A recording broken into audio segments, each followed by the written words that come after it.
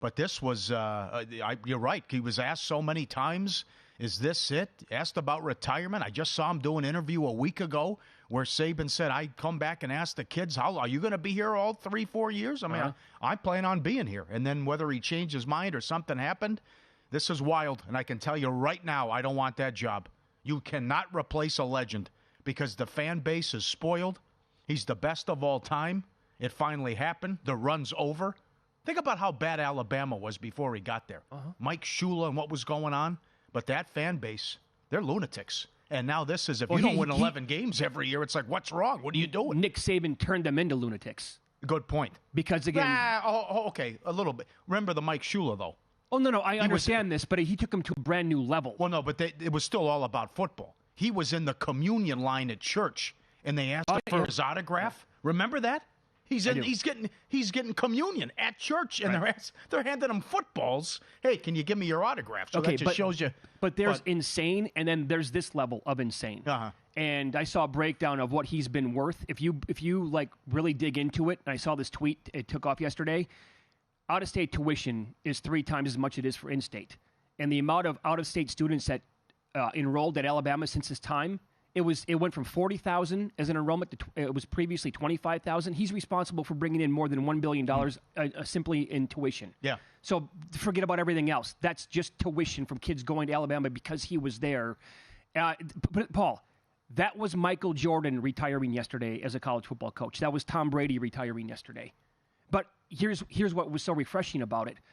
It came out of nowhere, and none of this Coach K crap with the retirement tour. I need a parade. I need the gifts. I need all the attention. None of that.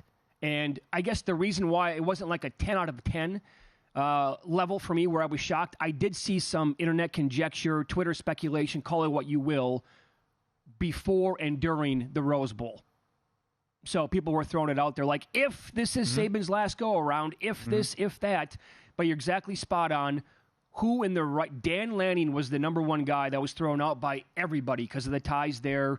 He's done a really good job at Oregon so far. Lanning would be out of his mind to leave Oregon and all that Nike money and what he can do and accomplish with the Ducks. Don't do that. You want to be the guy who follows the guy who follows Nick Saban. Whoever follows Nick Saban, unless somehow they pull a miracle and get like Urban Meyer to come out of retirement, it's not going to go well for the next person. This is like John Stockton following Vince Carter in a dunk contest. It's over with. Right? You can't do it. I give the guy over under 2.5 years, the next coach. I think that's fair. Yeah. James Franklin's name is out there. Now, come on. How does this happen every single time? All you have to do is read the comments where the best tweet was a Penn State fan saying Penn State should pay him to leave. I mean, I would love to see him go. How does this guy wind up on every list?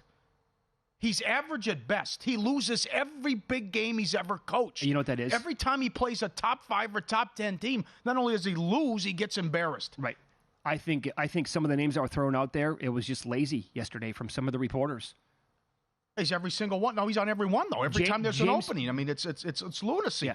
Lanning, obviously, and the connections to Alabama. He was there on Saban's staff years ago. DeBoer comes – now, we're going to do this again, too. There was a report in Eugene, and there was also reports that Dan Lanning was already in Tuscaloosa. Apparently, that's been debunked. Who knows? But now we're going to do this crap again. Now, his buyout's $20 million, which I guess is a rounding error at Alabama and for the boosters. But he's $1.15 at one book now. He's as low as $1.15 to be the next Alabama coach.